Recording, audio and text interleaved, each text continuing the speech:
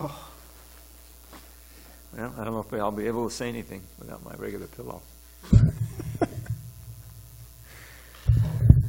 It'll come out different.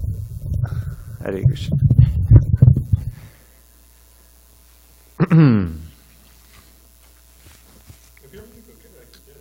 No, I'm just kidding. I'm not that.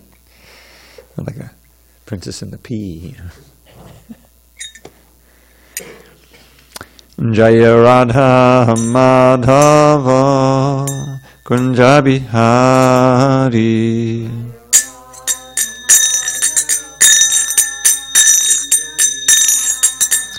Jaya Radha Madhava Kunja Bihari.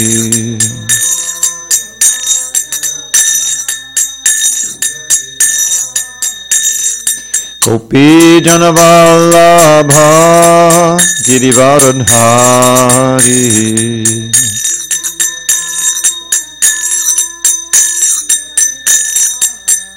Jai Gopi Janavallabha Girivaradhari.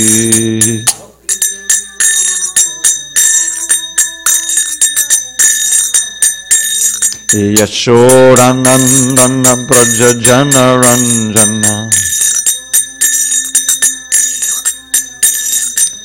Yashodanandana Brajajana Ranjana. Yamuna Tira Vanachari. Yamuna Tira Vanachari. Jaya Radha Madhava Kunja Bihari.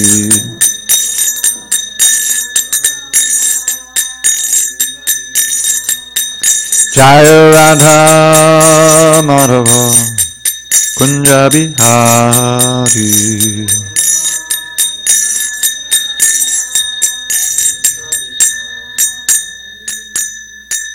Jaya Vishnupad Paramahansa Padavadikacharya Ashtoto Tadashi Srimad Divine Grace Srila A.C. Bhaktivedanta Swami Prabhupada Ki Jai. ISKCON BBT Founder Acharya Srila Prabhupada Ki Jai. Jaya Vishnupad Paramahansa Padavadikacharya Ashtoto Tadashi Srimad Divine Grace Srila Bhakti Siddhanta Saraswati Thakur Ki Jai. Ananda Koti Vaishnavindra Ki Jai. Namacharya Srila Haridas Thakur Ki Jai. Srimad Bhagavad Gita Ki Jai. Samaveda Bhaktivinoda Ki Jai. All glories to the assembled devotees. All glories to the assembled devotees. All glory to the assembled devotees. All glories to Sri Guru and Gauranga. Got a book? Okay.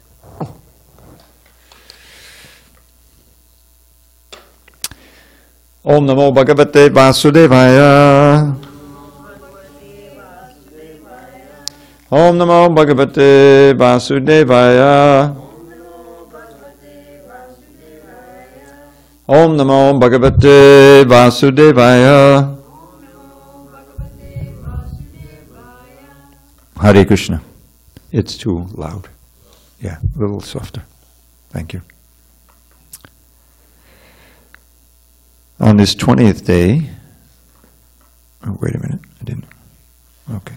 On this 20th day of November 2018 in SanDiego, we're reading from Srimad Bhagavad Gita as it is, translation and commentary by His Divine Grace A.C. Bhaktivedanta Swami Prabhupada. Now it's a little too short. Low. Yeah, just a tiny bit higher. Oh, we're on page 17. In the second, 17. Yes. Introduction. Yes, Boo. Yes. Yes. Huh? No. 17. Page 17. All right. Your introduction, page 17. Yet man professes? Yet man. Now. Okay. But did I announce it? Let's play it back.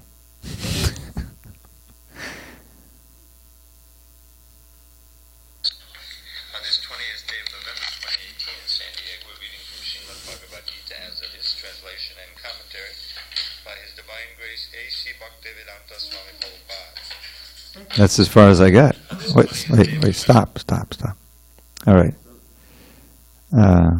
Okay, you ready? Good.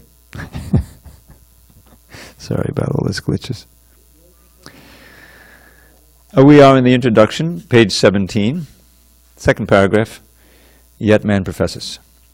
Yet man professes to belong to a particular type of faith with reference to a particular time and circumstance, and thus claims to be a Hindu, Muslim, Christian, Buddhist, or an adherent of any other sect. Such designations are non-Sanatan Dharma. A Hindu may change his faith to become a Muslim, or a Muslim may change his faith to become a Hindu, or a Christian may change his faith, and so on. But in all circumstances, the change of religious faith does not affect the eternal occupation of rendering service to others. The Hindu, Muslim, or Christian in all circumstances is a servant of someone.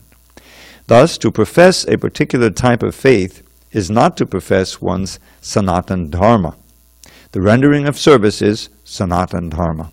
Factually, we are related to the Supreme Lord in service. The Supreme Lord is the supreme enjoyer, and we living entities are his servitors. We are created for his enjoyment, and if we participate in that eternal enjoyment with the Supreme Personality of Godhead, we become happy. We cannot become happy otherwise.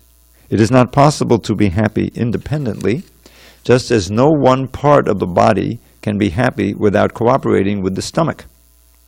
It is not possible for the living entity to be happy without rendering transcendental loving service unto the Supreme Lord.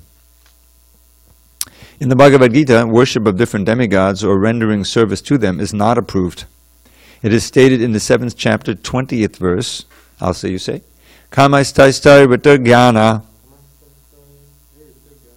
Papadyante Nyadevataha Tang Tang Niyamamastaya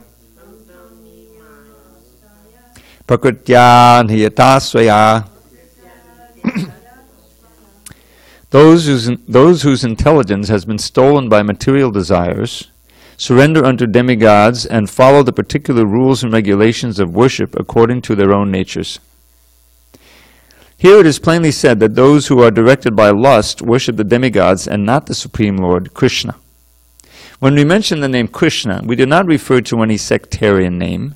Krishna means the highest pleasure, and it is confirmed that the Supreme Lord is the reservoir or storehouse of all pleasure. Time out. Sorry. Anandamayo Vyasat, Vedanta Sutra 1112. The living entities, like the Lord, are full of consciousness, and they are after happiness. The Lord is perpetually happy, and if the living entities associate with the Lord, cooperate with him, and take part in his association, then they also become happy. This reminds me of a little phrase by Jiva Goswami in one of his Sandarbhas, doesn't say which. Padama Purusha Sukha Matrat Sukha Tvam. I think that's how it goes. Padama Purusha Sukha Matrat Sukha Tvam means that one should only take one's happiness in the happiness of the Supreme Person. And if one does so, then is one in the position of pure bhakti.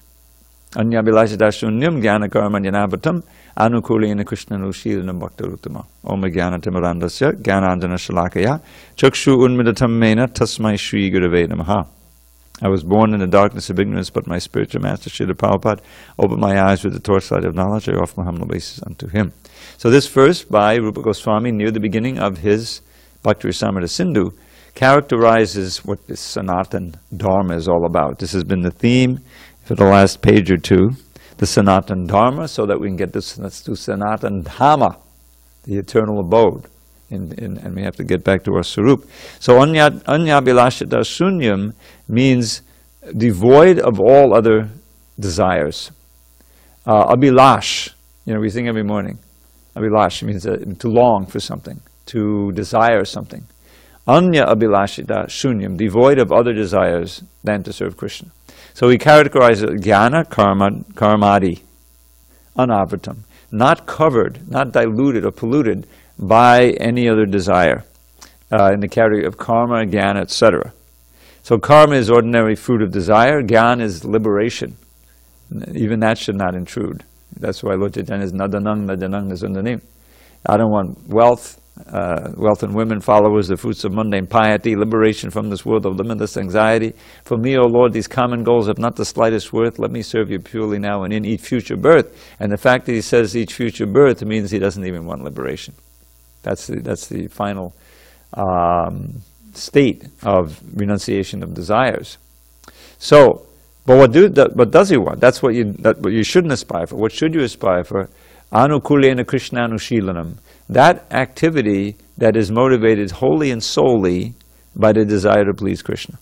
That's our constitutional position, and that's where we can actually become happy. And I always remember, that phrase, but I may have forgotten the exact Sanskrit, Padma Purusha Swasukha. Padma Purusha Bhajaniya Padma Purusha Swasukhatvam, I forget it. But it means that since Krishna is, as mentioned here, Anandamayo Vyasat, it is seen by his activities and practices that he is always filled with Ananda. We are part and parcel of Krishna, so we are naturally filled with Ananda. If we can take our pleasure in Krishna's pleasure, since his ability to enjoy is unlimited, we can also have an unlimited ability to enjoy, because our pleasure is in Krishna's pleasure. So if we're participating in giving pleasure to Krishna, then we'll also feel the pleasure that he's feeling, just like a mother and child. If the child is happy, if the child is pleased, the child is smiled, then the mother is happy. She's happy if the child is happy. It's the most purest form of love in the material world. So that's what bhakti is all about, is reinstating us in that natural position of taking pleasure in Krishna's pleasure. That's what Prabhupada is saying here. The Lord descends to this mortal world to show his pastimes in Vrindavan, which are full of happiness. When Lord Sri Krishna was in Vrindavan, his activities with his coward boyfriends, with his damsel friends, with the other inhabitants of Vrindavan, and with the cows were all full of happiness. The total population of Vrindavan knew nothing but Krishna. But Lord Krishna even discouraged his father Nanda Maharaj from worshipping the demigod Indra, because he, Krishna, wanted to establish the fact that people need not worship any demigod. They need only worship the Supreme Lord, because their ultimate goal is to return to his abode. So this verse Prabhupada quotes, Kamastaista Rityajnana. Somehow this series of verses always stuck in my head. In the chapter 7, Krishna is talking about how one can attain attraction for him. Maya sakta manaparta. I'm going to teach you how your mind now can be naturally attached to me. There won't be any strain in meditating that I explained in the last chapter. We have to go alone, you have to sit in a certain way, you have to practice breathing and controlling the mind, drawing it away, and then it's hard to control as the wind. Not for us. So then chapter 7, he says, now I'm going to tell you how your mind can naturally be attracted to me. Then what's the problem? If your mind is absorbed in Krishna naturally because he's so attractive, you can live anywhere. You can live in the middle of a big city and still be a yogi. That's the whole idea. So he starts explaining the knowledge, basically a little Sankhya, analyzing what this world is. Bhumir apa onalo vayu, earth, water, fire, air, ether, mind, intelligence, and false ego. This is the lower energy. Then there's superior energy, right? The para prakriti, the living entities. And Krishna says, I am the source of both of them. So all of these elements that we're always surrounded with, plus the interaction of them, which produces all these sensations, like the sense of light and the sound and all of this, I am that. That is nothing but me. So how can you forget me? If you see any light, if you drink the water, if you smell some fragrance, that's what he's saying there. Rasoham apsakonteya pabasmi shashishuriyo pranabhaksabhavedi shabdakeva. So he's teaching us how we can see him everywhere, naturally. We're not in the forest, we're right here. We still have the earth, the water, the fire, the ether, and we have light and all these different. So at a certain point, he goes on, and then he describes how those what does he say? So this is my divine energy. This is the 14th verse. And those who surrender unto me they can cross over the difficulties of this age, the bondage of the illusion.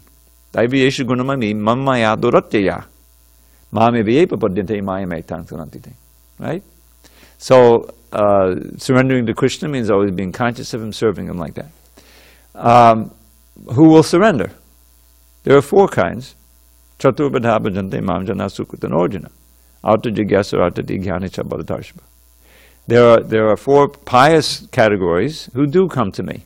Those who are distressed, they have some pious background. If you get distressed, you go to church, you go to shul, you go to temple and pray for relief. That's good. It's not the best, but at least it brings you to the temple of God, some kind of worship house. Then there are those who are looking for money, wealth somehow. That's also a kind of distress, to be poor, so that there's not mutual exclusivity there. Then there are those who are just curious. They want to find out something about God. They go to the Hare Krishna temple, you know. And then there are those who are truly in knowledge, jnanis, who know what they're doing. They really are inquiring. And they come with the purpose of learning, and they're ready to be serious. Krishna says, Udara savevati jnanit padma me matam. All of these souls are magnanimous, but I really like the jnanis. The jnanis are like my own self. And then he says, Bahunam jamanamante jnanavam apapajite. That after many, many births of cultivating knowledge, those who are truly in knowledge surrender to me, who am Vasudeva. And they understand that Vasudeva is everything, as he just explained, because everything is either directly his personal expansion or his separated expansions. Energy or plenary expansion. He's there in the heart of everyone. So then he says, but kamais taistar jnana. He's talking about knowledge here. But those whose intelligence has been stolen by material desires, kamais, by the material desires, rita jnana has been taken away, see? They surrendered to the gods. Not the God, but to the gods. Anya devata, other devas except me. They follow the rules and regulations controlled by their own natures, according to the mode that they're in. They'll worship the ghosts and spirits, they'll worship Indra, they worship whoever, some politician or something, you know? Yeah. So what happens to them? He says, young vapi smarang bhavam chajatyante kalevanam tam tame vaiti konteya sadato bhava bhavata. No, that's a different one. Yo yam yam tanu bhakta shadayajita vichati tasita sachalam shadham tame bhavata tamiham. Whoever you want to worship, yo yam yam, whatever form, tanum bhakta, with devotion, you need faith. Shraddhayajita, you need that faith. I make that faith strong. I'll give you that faith. If you really want to worship the ghost in the tree, then I'll, and you do it, and there's a whole cult of worshiping the ghost in the tree. You'll be able to associate with them, and you'll get the faith and do it. And satya shraddhaya yuktas, with that faith, tasya radhanamiyate, worshiping aranamiyate, labadechita kaman, you get certain benefits, or think you are getting benefits from the worship. But whatever you get is actually supplied by me. But you're not getting bhakti. You're getting some material benefit from that worship, So then Krishna says, whatever you're getting, supplied by me, and antavatu palam tesham. But those benefits are temporary. They're material. Everything material is temporary. Tad bhavat yalpamadasam. Only those who are foolish, they worship the gods. And then he says something that echoes what he will say in the 9th chapter. Devan devi joyanti bhakta yanti mamapi. Those who worship the devas go to the devas.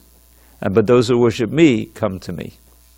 So this is one of the main two sections of the Bhagavad Gita in which Krishna definitely criticizes the worship of any other gods. Because it's all indirect. You're actually worshiping me. He says the same thing in the 9th chapter.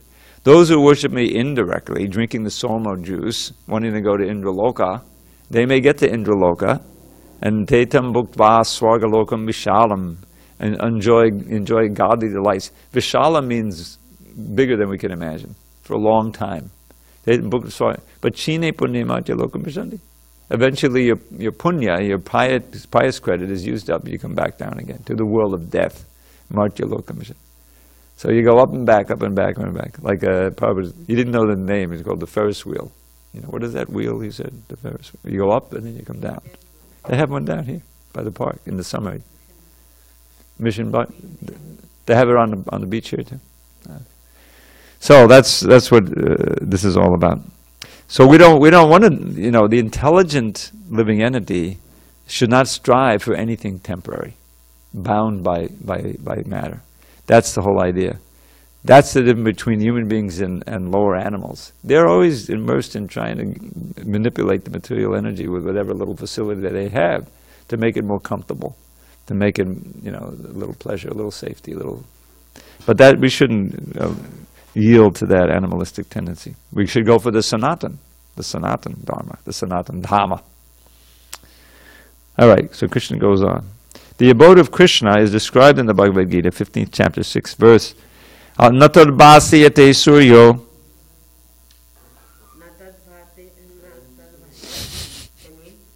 Why don't you pick up a book? Yes, let's try that one again. We're near the bottom of 18. Natad bhasiyate suryo. Nashashanko napavakaha. Yadgadva nadavartante. Tadhama padamang mama. That supreme abode of mine is not illumined by the sun or moon, nor by fire or electricity. Those who reach it never return to this material world.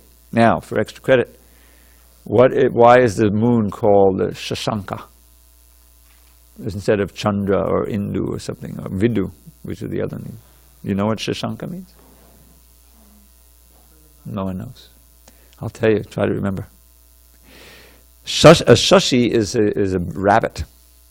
So they see a rabbit in the moon. Have you ever looked at the moon? There's something there, there's some little design. You can see a rabbit or a deer or something, you know. So traditionally in India they see a rabbit. So it's called Shashanka, marked with the marks of a rabbit. Believe it or not. And I'll tell you, it's a fact that these words or different words are used often to fill out the meter of the line. So it all fits into a nice, they do that. That's why it's Shashanka instead of Indu or Chandra or whatever. Okay, this verse gives a description of that eternal sky. Of course, we have a material conception of the sky and we think of it in relationship to the sun, moon, stars, and so on. But in this verse, the Lord states that in the eternal sky there is no need for the sun, nor for the moon, or electricity, or fire of any kind, because the spiritual sky is already illuminated by the Brahmajyoti. We'll leave that R off. That was there for one printing and taken off. You probably all have R's, just Brahmajyoti. The Brahmajyoti, the rays emanating from the Supreme Lord. We are trying with difficulty to reach other planets, but it is not difficult to understand the abode of the Supreme Lord. This abode is referred to as Goloka. In the Brahma Samhita 537, it is beautifully described, Goloka eva nivasat akilatma bhutaha. The Lord resides eternally in his abode Goloka, yet he can be approached from this world. And to this end, the Lord comes to manifest his real form, Satchidananda Vigraha. When he manifests this form, there is no need for our imagining what he looks like. To discourage such imaginative speculation, he descends and exhibits himself as he is, as Shyama Sundar. Unfortunately, the less intelligent deride him because he comes as one of us and plays with us as a human being. But because of this, we should not consider the Lord one of us. It is by his omnipotency that he presents himself in his real form before us and displays his pastimes, which are replicas of those pastimes found in his abode. In the effulgent rays of the spiritual sky, there are innumerable planets floating. The Brahmajyoti emanates from the supreme abode, Krishna Loka, and the Anandamaya, Chinmaya planets, which are not material, float in those rays. The Lord says, Natad bhasiyate suryo nashashanko napavakaha yudgatpana davartante tadama paramang mama. Sound familiar? He just quoted it last page. One who can approach that spiritual sky is not required to descend again to the material sky. In the material sky, even if we approach the highest planet, Brahmaloka, what to speak of the moon, we will find the same conditions of life, namely birth, death, disease, and old age. No planet in the material universe is free from these four principles of material existence. The living entities are traveling from one planet to another, but it is not that we can go to any planet we like merely by a mechanical arrangement. If we desire to go to other planets, there is a process for going there. This is also mentioned. Yanti deva vrata devan, pitrin yanti pitri vrataha. No mechanical arrangement is necessary if we want interplanetary travel. The Gita instructs, Yanti deva vrata devan. The moon, the sun, and higher planets are called Svargaloka. There are three different statuses of planets, higher, middle, and lower planetary systems. The Earth belongs to the middle planetary system. The Bhagavad Gita informs us how to travel to the higher planetary systems, Devaloka, with a very simple formula, Yanti Deva Vrata Devan. One need only worship the particular demigod of that particular planet, and in that way go to the moon, the sun, or any of the higher planetary systems. So if it's that simple, why not just worship Krishna and go to Krishna Loka?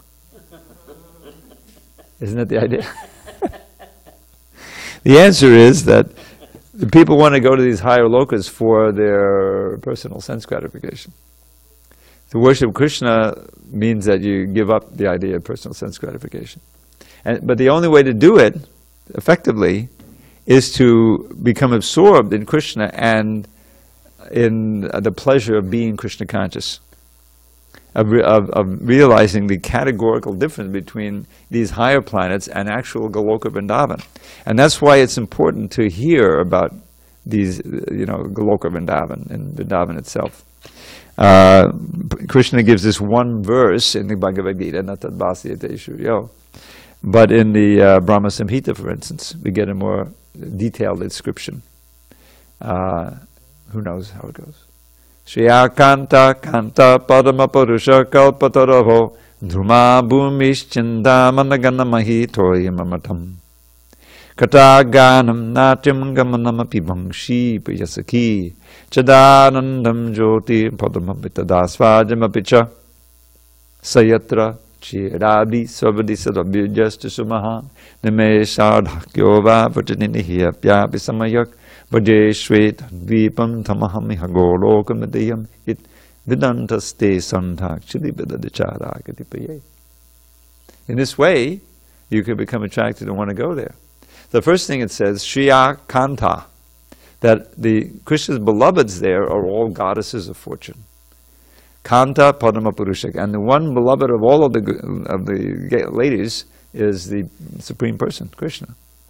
And Kalpatarava Druma, who can guess what that means? Kalpatarava Druma. You know what a Kalpatarava, it's like Kalpatarava is the same as a Kalpataru. So all the drumas there, the regular old trees, are actually desire trees. Kalpatarava Druma. And the Bhumi, the land, Chindamani. Bhumi is Chindamani Ganimahi Toya Mamatam. And all of the water is nectar. Not ordinary water. Druma Bhumi's Chindamani Maitoyama. Kata Ganam. The talk there is all singing. No one just mutters around there. There's no prose. It's all poetry and singing. Ganam Natyam Gamanam. And you don't just walk. Everyone's dancing. Abhivangshi Priyasaki. One can hear Krishna's dear friend, the flute, playing in the distance. And everything is glowing with Chidananda. Chidananda Jyoti means the blissful bliss potency. Padam apitadasvajam apicha. One can taste it. Asvadam.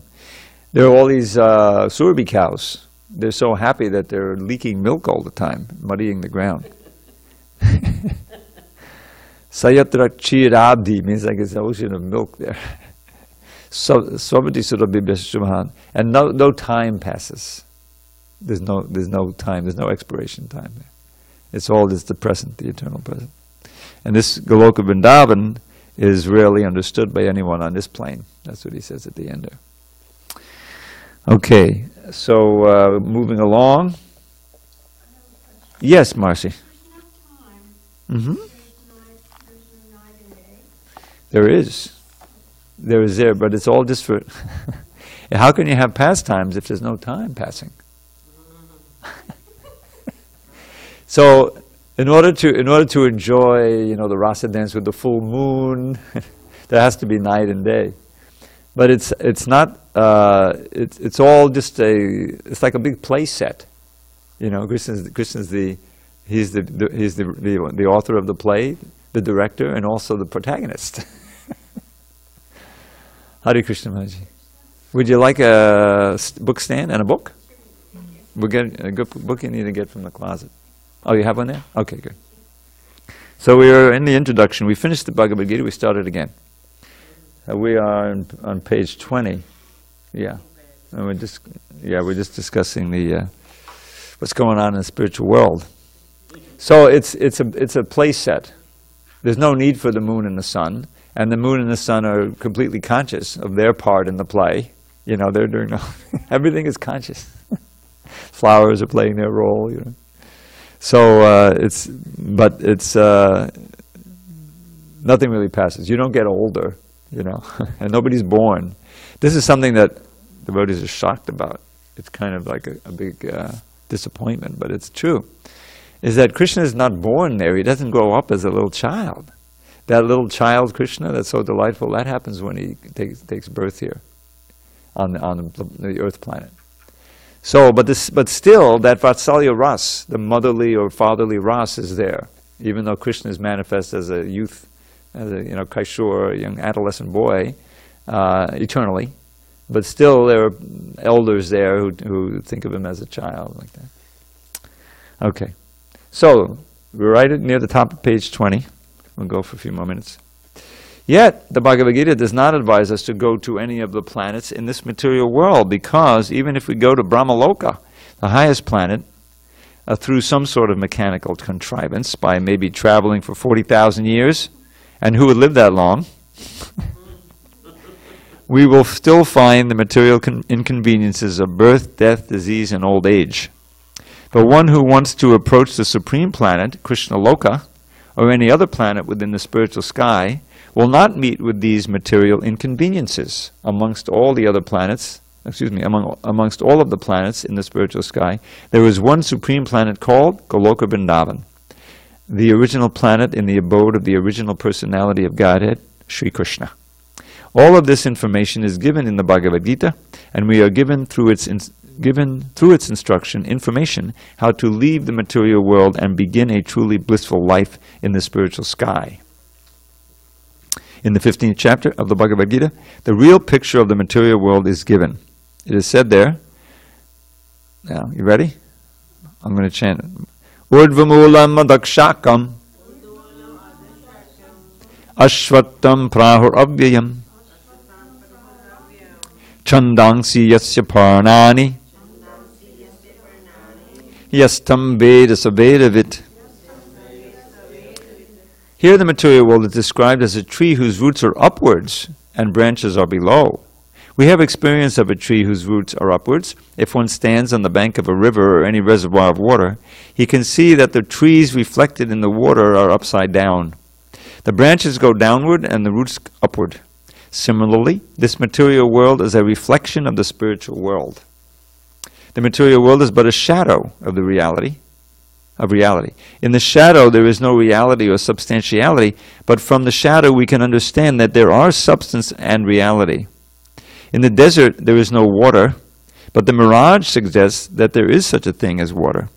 In the material world there is no water, there is no happiness, but the real water of actual happiness is there in the spiritual world. The Lord suggests that we attain the spiritual world in the following manner. Bhagavad Gita 15.5. This is the verse about surrender, the process of surrender. I'll say, you say. Nirmana moha citasanga dosha adhyatma nitya vinavritta kama dvanvarva mukta sukha dukkha sangya gacchantya mudha padamavyayam tat. That padamavyayam, or eternal kingdom, can be reached by one who is nirmana moha. What does this mean? We are after designations. Someone wants to become Sir, someone wants to become Lord, someone wants to become the president or a rich man or a king or something else. As long as we are attached to these designations, we are attached to the body because designations belong to the body. But we are not these bodies, and realizing this is the first stage in spiritual realization. You know what's really nice is that when you get older, it's really a great comfort to realize you're not the body.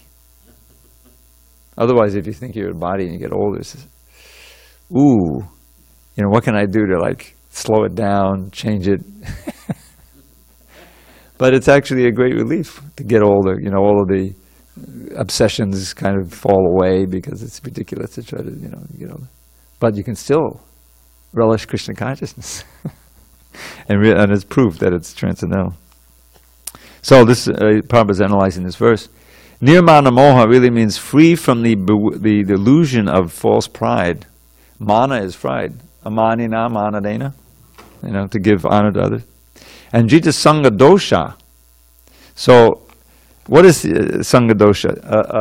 Dosha means fault. Means bad things that come through bad association. So you have to conquer over bad association, which brings so many faults. This is mentioned in the Sadhu Sangashtaka, Kapila Dev. You've heard of that?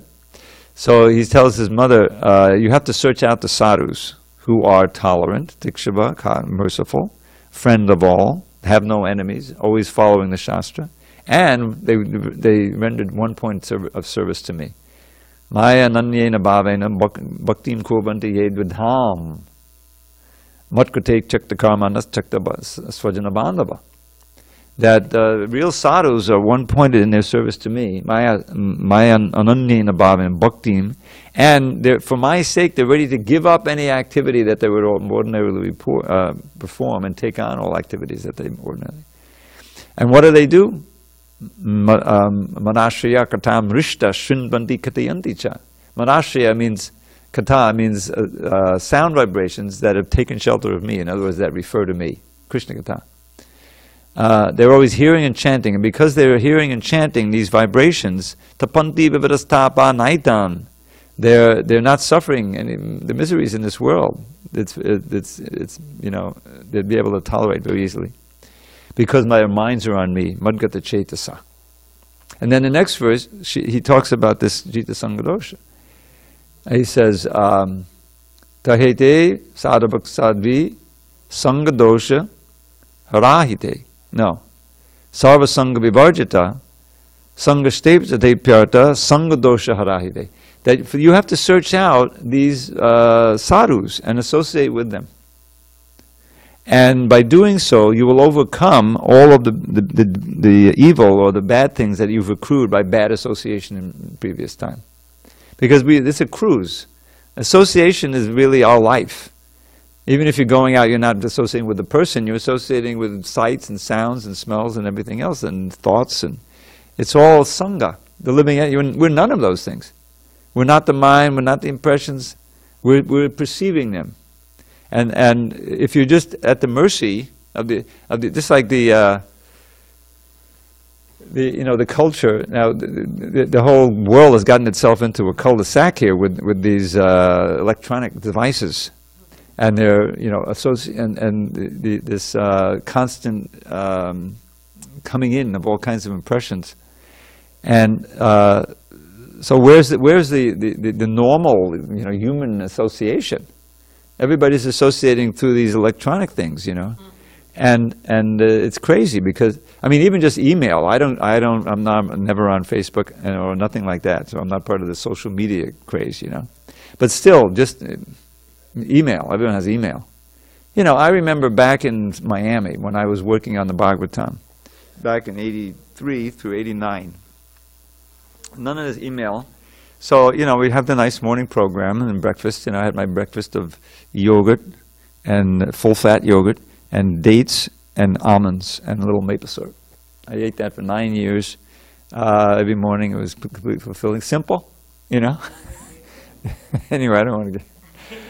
So, and then I'd get to work. I'd sit down at my desk and absorb myself in whatever chapter I was working on in 10th Canto. You know, it was like I was in heaven. And every so often I get some phone call or something, you know. I don't even know if anyone wrote me a letter for all the time I was there. You know, it was kind of brahmachari life. But it was like so peaceful. Got so much done. But now, the first thing you got to do is check the email. Who wrote me, you know. My boss wrote me from, it could be in India somewhere, it doesn't matter, you know, you got to. And all these things to do. All is just, you know, on the head. All because of these electronics. So there's a real craziness going on. When people just, you know, just snapping under all of this. And a lot of anxiety. I was reading anxieties at a high level now, you know. Young people, you know, what to do. So Krishna consciousness means to, you know, control your association. And just associate with Krishna and with those who like Krishna. And in this way, be peaceful. Even though there may be so many dangers. All right, so finish this. Yeah, we have just enough time to finish this paragraph. What does this mean? Nirmana moha. We are after designations. All right, so I read that part. We are not these bodies. We are associated with the three modes of material nature, but we must become detached through devotional service to the Lord. If we are not attached to devotional service to the Lord, then we cannot become detached from the modes of material nature. Designations and attachments are due to our lust and desire, our wanting to lord it over the material nature.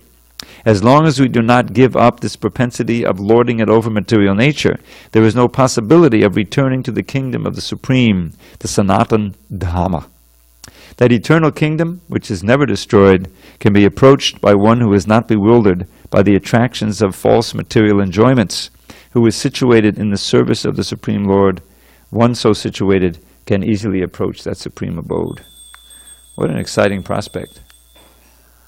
I mean, that makes life worth living, you know, to aspire to that. Okay, we will pick up there tomorrow, and right in the second paragraph on page 21. Okay, quickly, because we want to read Krishna book. So, where does it say that in Loka only Krishna is only manifested in the short stage of life? And does that mean that Kishore is the only? No, it doesn't mean that, because those moods is still manifest. In other words, the sense of him being a dependent child is still there, even though he's an adolescent. But that's just the way it is. That's his eternal swarup, and when he comes here, he takes the role of a human being, and he takes birth, and develops as a little child, and he enacts all these pastimes. Is this verse about it? Anugrahaya bhaktanam manusham dehamashritaha bhajate tadrishi krita yashudva tatparo bhaved, and enacts these pastimes so that there's subject matter for hearing, so his bhaktas can get absorbed, and deepen their attachment to him. But there's numerous quotes I can tell you. There's a whole book, called Govinda Lilamrita, a huge book. That was why Krishnadas Kaviraj wrote it. And when he got to Vrindavan, he wrote that book, and that's why he got the designation Kaviraj, king of poets. I can show it to you. It follows the day in the life. It's like eight different, I think, different divisions, 3-hour periods. And, Krishna wakes up in the morning, he and Radharani go back to where they are, and he gets about 5 minutes of sleep a day. All night he's then he runs back and he gets back into bed so his mother will find him sleeping, which he does right after he gets there. And then there's a big breakfast pastime, and he milks the cows, and off they go. Radharani cooks breakfast, and then then he's playing with the boys. There's that rasa, and when he comes home, his mother pampers him, and there's that rasa. But he's not growing. He's not getting larger, there's no birth, no Janmashtami in the spiritual world. Okay, where were we? We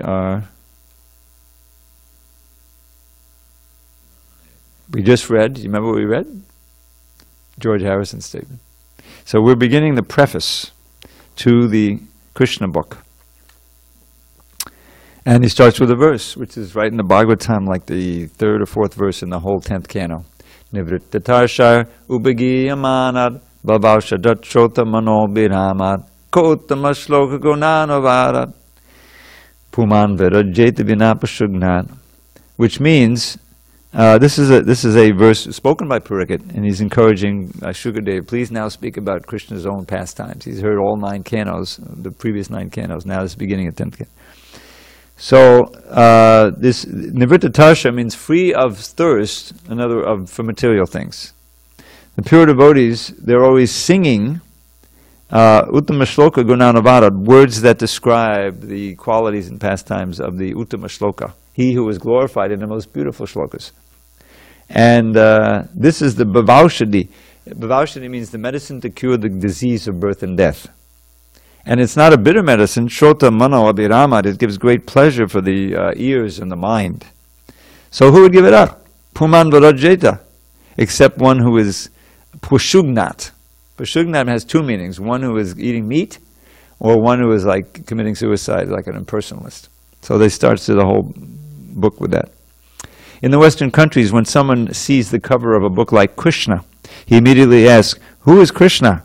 Who is the girl with Krishna, etc. So the cover has traditionally had a picture of Radha and Krishna. That was the Krishna book. The immediate answer is that Krishna is the Supreme Personality of Godhead. How is that? Because he conforms in exact detail to descriptions of the Supreme Being, the Godhead. In other words, Krishna is the Godhead because he is all attractive. Outside the principle of all attraction, there's no meaning to the word Godhead. How is it that one can be all attractive? First of all, if one is very wealthy, if he has great riches, he becomes attractive to the people in general. Did you ever see this one guy, what's his name, Adelson? You know this guy, he's like a multi-billionaire, he made all those billions building gambling houses in Macau. You know, that's a little island off of China. The Chinese are big gamblers. So they go there and gamble, and this guy makes billions, he's a Jewish guy. He's one of the ugliest people you'll ever see. I mean, really, it's like...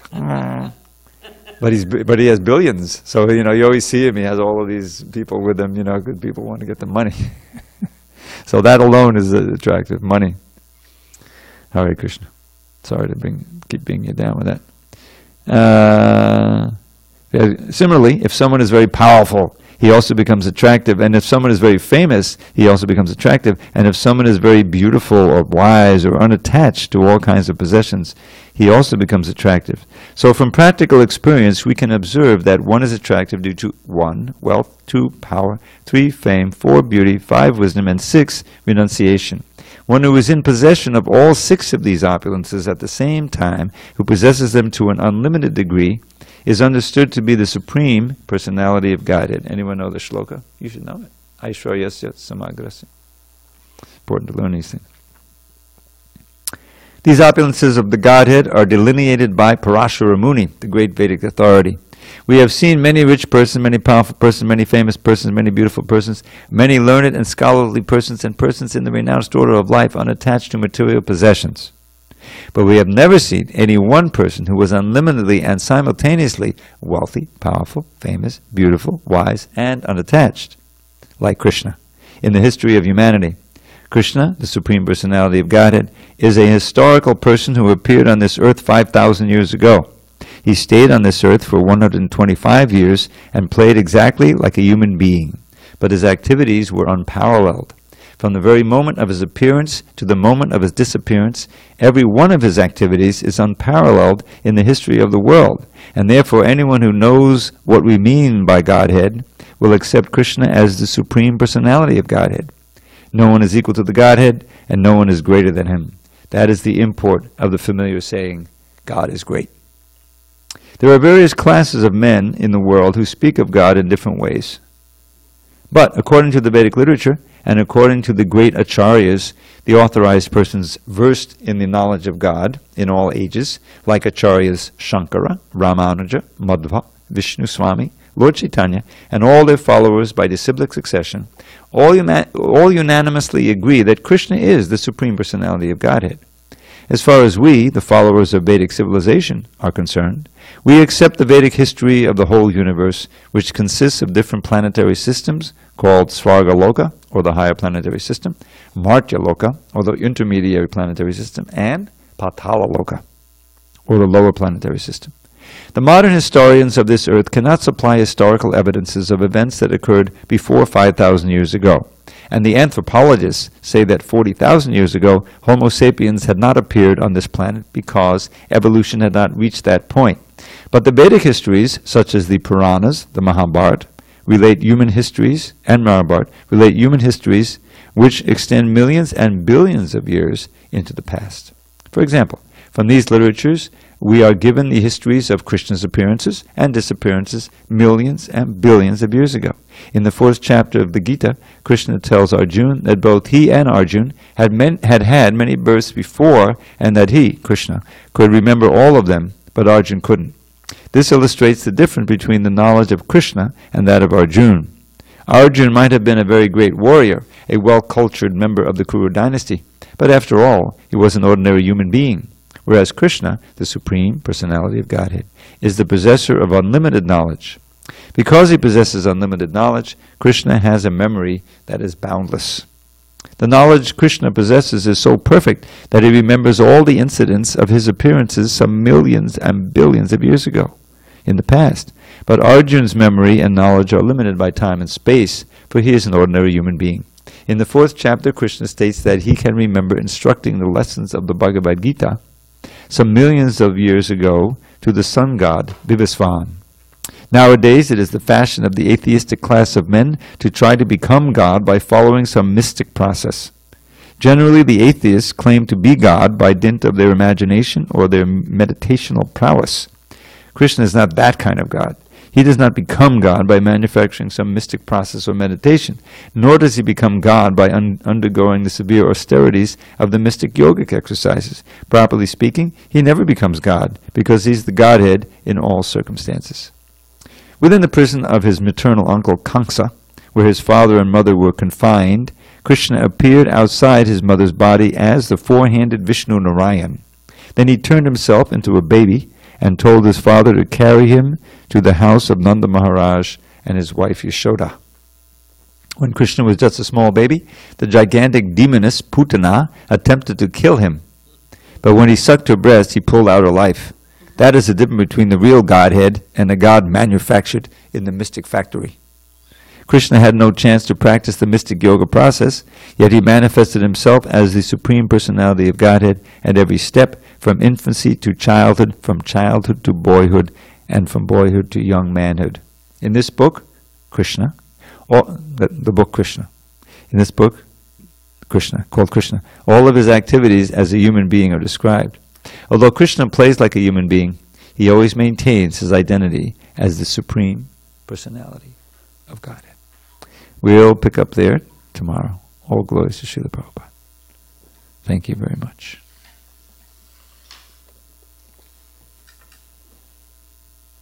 No? Hare Krishna. Yes, sir.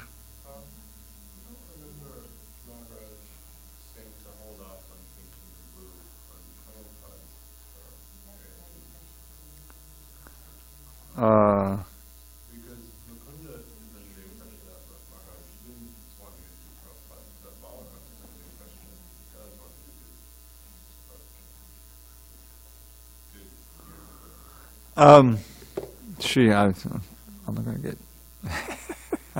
I take the fifth on that one. I honestly don't remember. I always know there was great reluctance to paint Prabhupada. But he'll be back in a couple of weeks. I think we should wait. Or maybe write him.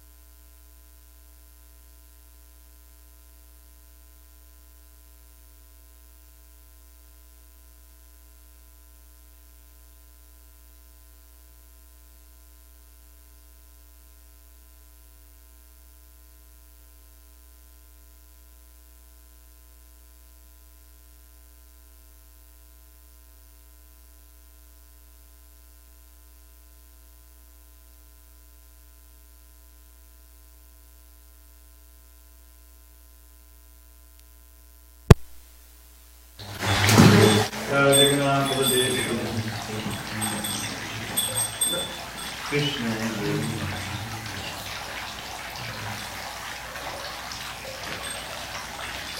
Mao Vishnu Padaya Krishna Prestaya Bhutale Dimate Bhakti Vedanta Swami Iti Nami Namo Vishnu Padaya Krishna Prestaya Bhutale Dimate Bhakti Vedanta Swami Namaste Saraswati Gaurava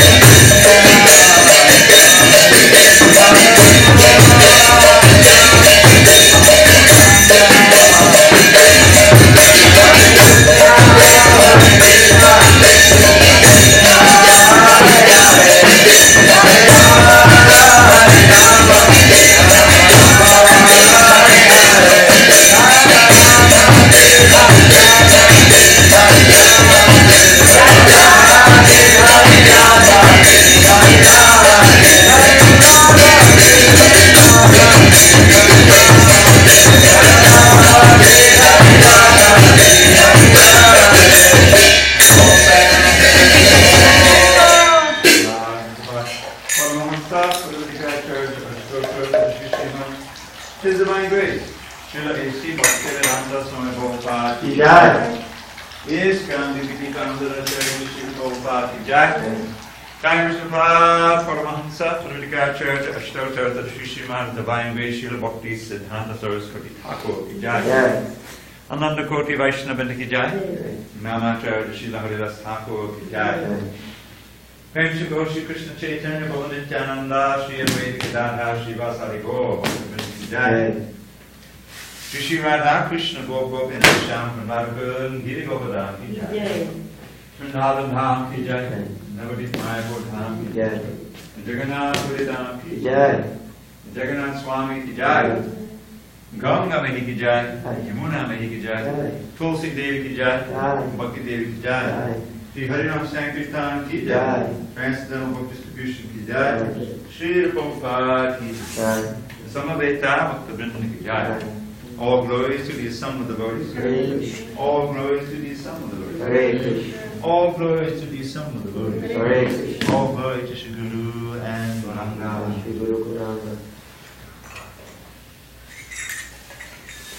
Namaste Narasimhaya.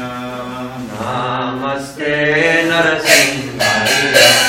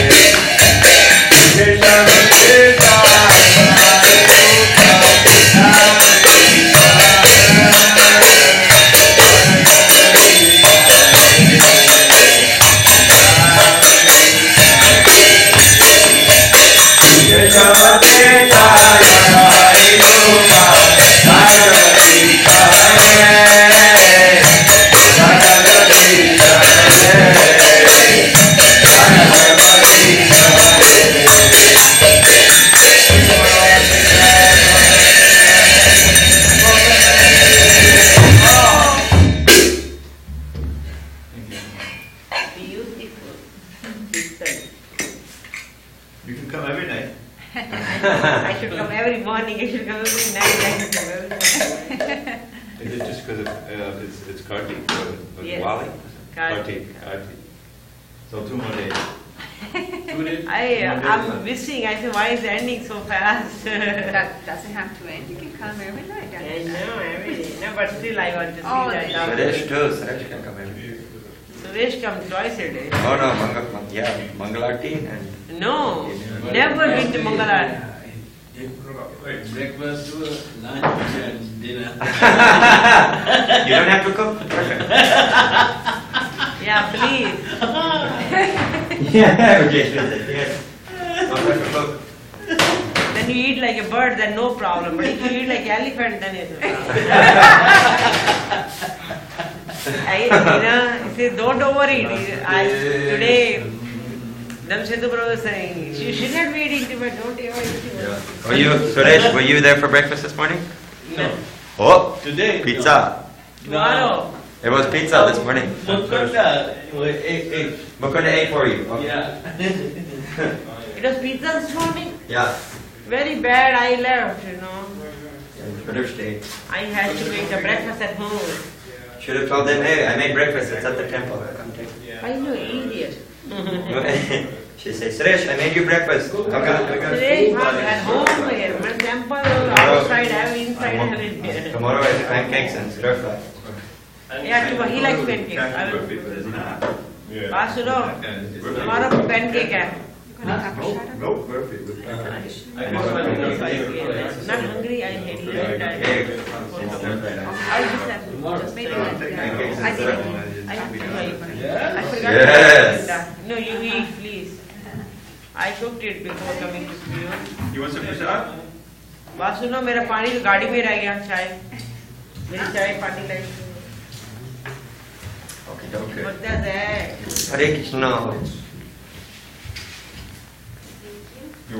Ganga said do not come. Huh? So what's You should bring Suresh to Mangalarti. He said Suresh.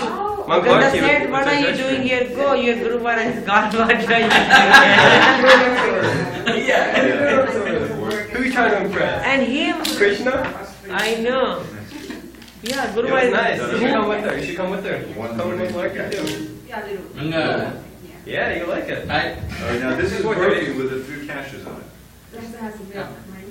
you know how much he sleeps he sleeps 9 hours a night and 1 hour a day 10 hours he sleeps and then he eats spoon, but I don't have a spoon. And then what? sleeps and eats and sleeps and eats yeah he sleeps He works hard. Yeah. He works hard. 2 hours a day He's a growing young man. yeah I sleep half of it I sleep 4 to 5 hours and he sleeps 9 double Different bodies. I know he is a Raja king I only go actually no, I started going actually it's good, we're here to go. Where are you going? Yeah. Where is that? More. Yeah. But on Tuesday, we're talking about. We have a kirtan like that? How about that? Is there more? You didn't have any to eat earlier. That's what I heard anyways. Want another one? No. Would say yes, but I'm going to say no. But the look is good for you. And sir, the plate has been waiting for you. hey get the man is cold What about Alright. What about your Jeshi? What about what? Jeshi.